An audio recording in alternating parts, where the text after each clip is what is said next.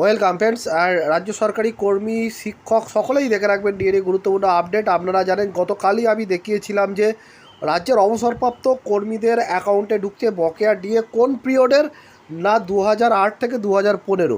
যথেষ্ট ভালো খবর। কারণ এই পিরিয়ডের বকেয়া কিন্তু আগের সরকার দেয়নি, ফলে সেই টাকা ঢুকতে শুরু করেছে। এর থেকে ভালো খবর আর কিছু হতে পারে না। তবে কর্মরত ও কর্মচারীদের কবে ঢুকবে টাকা, আজকে মিডিয়ায় কী বলছে অবশ্যই দেখে রাখুন। শেয়ার করুন ভিডিওটি, চ্যানেল তুলে সাবস্ক্রাইব করুন। দেখুন কী বলা আছে, 7 বছরের বকেয়া ডিএ দেওয়ার প্রক্রিয়া শুরু করলো রাজ্য সরকার।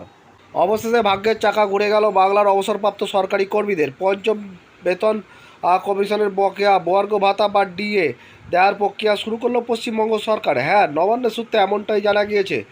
আপনিও যদি একজন অবসরপ্রাপ্ত কর্মী হয়ে থাকেন তাহলে জেনে রাখুন টাকা পাবেন কিনা সে সম্পর্কে। ডিএ দেওয়ার প্রক্রিয়া শুরু সরকারের। এমনিতেই বকেয়া ডিএ মামলায় আগামী জুলাই মাস অবধি পিছিয়ে দিয়েছে সুপ্রিম কোর্ট।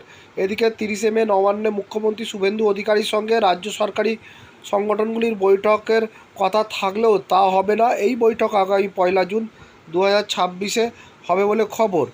এরই মাঝে আজ শুক্রবার থেকে মূলত অবসরপ্রাপ্তদের বকেয়া ডিএর টাকা দেওয়ার প্রক্রিয়া শুরু করলো পশ্চিমবঙ্গ সরকার। অর্থাৎ আপনারও যদি কাগজপত্র ঠিকঠাক থাকে এবং সরকারের অবসরপ্রাপ্ত হয়ে থাকেন তাহলে এই টাকা আপনিও পাবেন।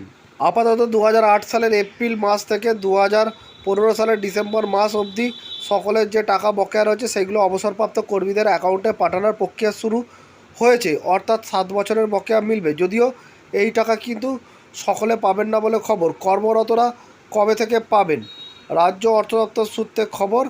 এখন যে সকল কর্মী কর্মরত রয়েছেন তারা এই সুবিধা পাচ্ছেন না। স্বাভাবিকভাবেই প্রশ্ন উঠছে তারা কবে থেকে এই বকেয়া পাবেন।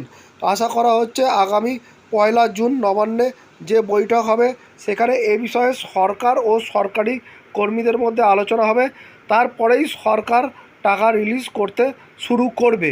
তাহলে দেখলেন যে অবসরপ্রাপ্ত কর্মীদের দেওয়া হচ্ছে। তবে যেহেতু কর্মরতদের সংগঠন রয়েছে এবং কর্মরতদের সংগঠনের সঙ্গে মাননীয় মুখ্যমন্ত্রী শুভেন্দু অধিকারীর বৈঠক রয়েছে 1 জুনে, তারপরেই নাকি এই টাকা দেওয়া হতে পারে বলে এরকম মিডিয়ায় আপডেট উঠে এসেছে। অবশ্যই এটা সরকারি কর্মীদের জন্য ভালো খবর। তবে দেখা যাক যে 1 জুনের মিটিংয়ে কী হয়। যত সম্ভব দ্রুত আপডেট আপনাদের সঙ্গে শেয়ার করব। চ্যানেলটিকে অবশ্যই সাবস্ক্রাইব করে রাখবেন। ধন্যবাদ।